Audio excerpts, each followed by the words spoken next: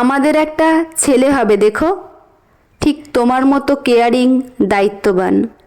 কিন্তু আমার তো মেয়ে চাই।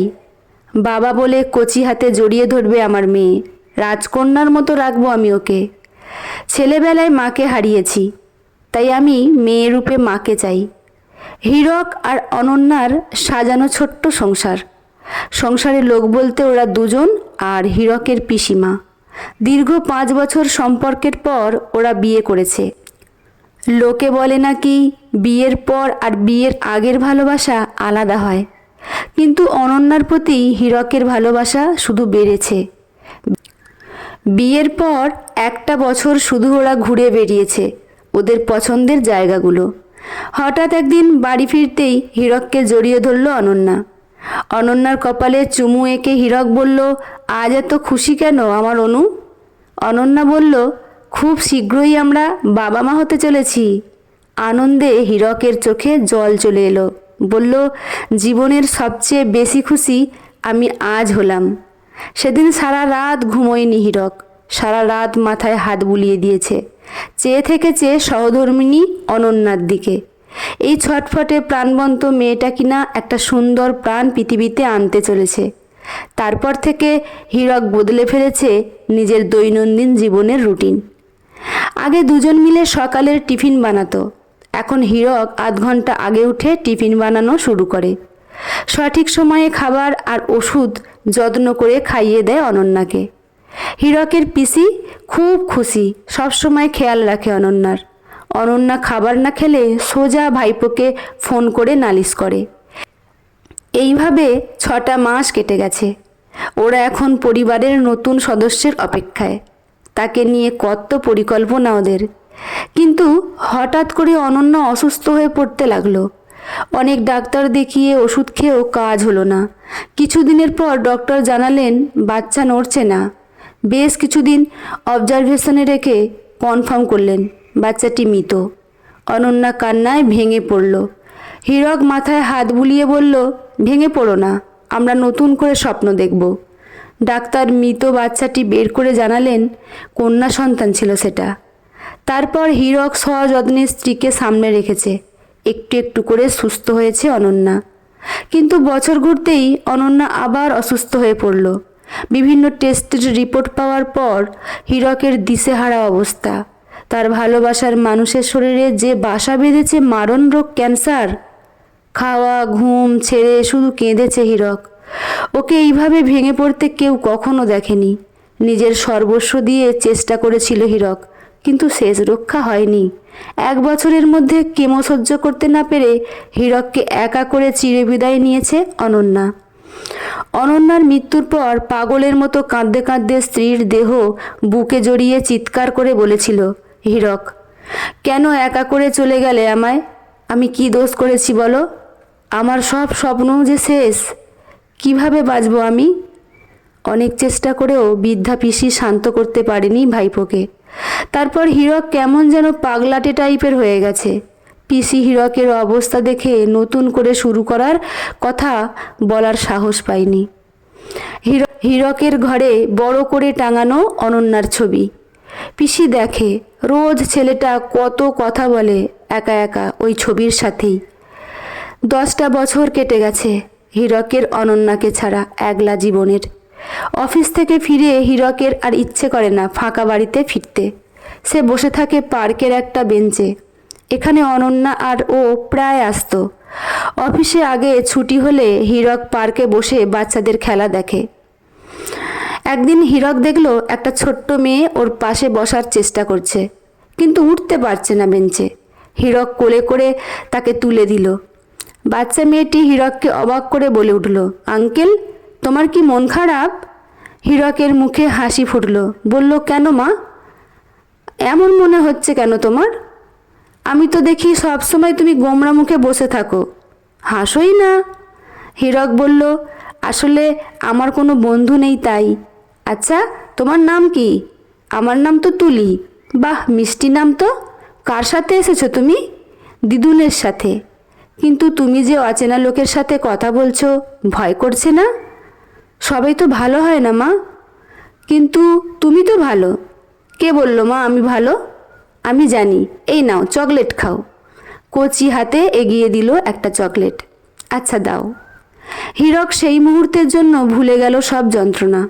তুলির সাথে গল্পে মেতে উঠল যতক্ষণ না তুলির দিদুন ওকে নিতে এলো। সেদিনের পর থেকে প্রায় দিন হীরক আর তুলির দেখা হয়। একটা সুন্দর বন্ধুত্ব তৈরি হলো ওদের মধ্যে।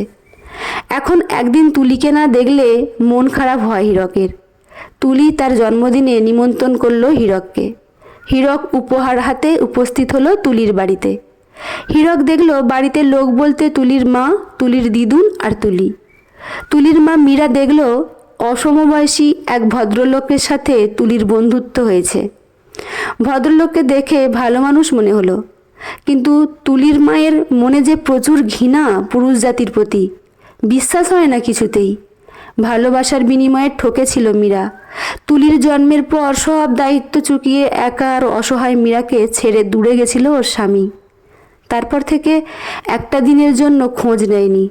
তাই সিঙ্গেল মাদার হিসাবে তুলি আর বয়স্কা মাকে নিয়ে অনেক ঝড় পেরিয়ে ছোট্ট সংসারটা গুছিয়েছে ও। মীরার মা অনেক বুঝিয়েছে নতুন করে শুরু করার জন্য। মীরা কখনো সম্মতি দেয়নি। মীরা দেখল ভদ্রলোক বড় লাজুক, কিছুই খাচ্ছেন না। সে বলল, জানেন, খাবার নষ্ট করা একদম পছন্দ নয় আমার। পুরোটা শেষ করে উঠবেন কিন্তু। হীরক অবাক হয়ে তাকালো মীরার দিকে। অনন্যার পর প্রথমবারের মতো কেউ ওকে জোর করলো। মীরার এই বকুনিটাও উপভোগ করলো হীরক। তারপর থেকে হীরকের এ বাড়িতে আসা বেড়েছে। তুলির মন খারাপ হলেই ফোন করে ডাকে হীরককে। একদিন মীরা বলেই বসলো, আচ্ছা হীরকবাবু, সবসময় এক জামা পরে এমন অগোছালোভাবে থাকেন কেন? ডিফারেন্ট কালার ট্রাই করতে পারেন, আপনাকে ভালোই মানাবে। তারপর থেকে হীরক একটু একটু করে আলমারিতে পড়ে থাকা জামাগুলো পরা শুরু করলো। এইভাবে অনেকগুলো দিন কেটে গেল। হীরক একদিন অফিস থেকে বেরোনোর পথে দেখল পাশের এক অফিসে হই হই কাণ্ড। সবাই বলল আগুন লেগেছে। চমকে উঠল হীরক। এই অফিসেই যে কাজ করে তুলির মা মীরা। তাড়াহুড়ো করে পৌঁছে দেখল অনেকেই ধোঁয়ার মধ্যে অসুস্থ হয়ে পড়েছে। অজ্ঞান অবস্থায় মীরাকে দেখে বুকটা কেঁপে উঠল ওর। সাথে সাথে হাসপাতালে ছুটল ও। এরপর মীরার সম্পূর্ণ সুস্থ হয়ে যাওয়া অবধি সাথে থেকেছে হীরক।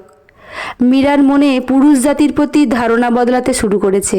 মনে হয়েছে নিঃস্বার্থভাবে যারা পাশে থাকে তারাই প্রকৃত বন্ধু। এখন একটু ভালো কিছু রান্না হলেই হীরকের ডাক পড়ে ওর ছোট্ট বন্ধুর বাড়িতে। মীরা নিজে হাতে খাবার গুছিয়ে দেয় হীরকের পিসিমার জন্য।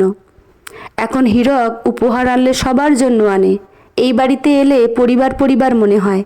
তার অন্ধকার বাড়ির চেয়ে এই বাড়িটা ঢের শান্তির মনে হয়।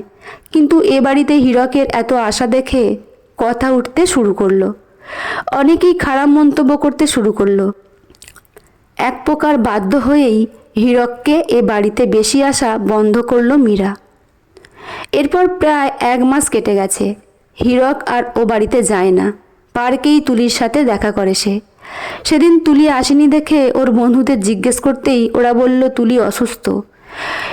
এই রকম প্রায় 3 দিন তুলিকে না দেখে অস্থির হয়ে সব বাধা ভুলে হীরক তুলির বাড়িতে পৌঁছালো। গিয়ে দেখলো জ্বরে বেহুশ মেয়েটা। হীরক মীরাকে রেডি হতে বলল। তারপর তুলিকে কোলে নিয়ে হাসপাতালের উদ্দেশ্যে বেরোলো। 7 দিন তুলি হাসপাতালে ছিল। নাওয়া খাওয়া ছেড়ে হীরক পড়েছিল হাসপাতালে। বারবার খবর নিয়েছে তুলির ডাক্তারবাবুদের থেকে। আসলে আর হীরক ভালোবাসার মানুষের কষ্ট দেখতে চায় না। মীরার মানুষটার প্রতি শ্রদ্ধা বেড়েছে। তাই মীরার মা যখন বলেছে এই মানুষটার সাথে একসাথে থাকা ভাগ্যের ব্যাপার, ছেলেটা সন্তান পাবে আর তুই আগলে রাখার মানুষ। আমি হীরকের পিসিমার সাথে কথা বলি। মীরা আর না করেনি। হীরক এত কষ্ট পেরিয়ে শেষবার ভালো থাকার আশায় রাজি হয়েছে পিসিমার কথায়। তাই দু পরিবারের ছোট্ট একটা অনুষ্ঠান করে বিয়ে হয় হীরক আর মীরার। নতুন করে ওরা আবার ভালো থাকার স্বপ্ন দেখতে শুরু করে। তুলি হীরকের গলা জড়িয়ে বলে, সবাই বলছে তুমিই নাকি আমার বাবা। হ্যাঁ সোনা, আর তুমি আমার মা, আমার রাজকন্যা। আমার সব কিছু দিয়ে তোমাদের ভালো রাখার চেষ্টা করব আমি। ফটোতে ওটা কে গো? উনিও একজন মা। যার বড় স্বাদ ছিল তোমার মতো একটা মিষ্টি বাচ্চার মুখ থেকে মা ডাক শোনার, কিন্তু তার সে স্বাদ পূরণ হয়নি। তবে আমার সেই ইচ্ছা পূরণ হয়েছে, তাই আমি বাকি জীবন তোমায় নিয়ে প্রীতিসুখ উপভোগ করতে চাই। হীরক মীরার মতো মানুষরা আবার ভালো থাকার স্বপ্ন দেখুক, তাদের জীবন ফ্যাকাশে নয় রঙিন হোক। তুলির মতো বাচ্চারা অভিভাবক পাক, মীরার মতো মেয়েরা মনের মতো মানুষ পাক, আর হীরকের মতো অভাগা মানুষগুলো না হোক প্রীতিসুখ পেয়ে ধন্য মনে করুক নিজেদের। কত মানুষের গল্প আমরা জানি না, না জেনেই কত ট্রোল করি, বুড়ো বয়সে বিয়ে বলে মজা ওড়াই। ওদের গল্প জানলে হয়তো ওদের নিয়ে মজা করতে ইচ্ছে করবে না, আর বাহবা দিতে মন চাইবে। গল্পটি এখানেই সমাপ্ত। গল্পটি কেমন হয়েছে জানাতে ভুলবেন না। লেখা শ্রাবন্তী মিস্ত্রি, পাঠে আমি রিমি। দেখা হচ্ছে পরের গল্পে। ধন্যবাদ।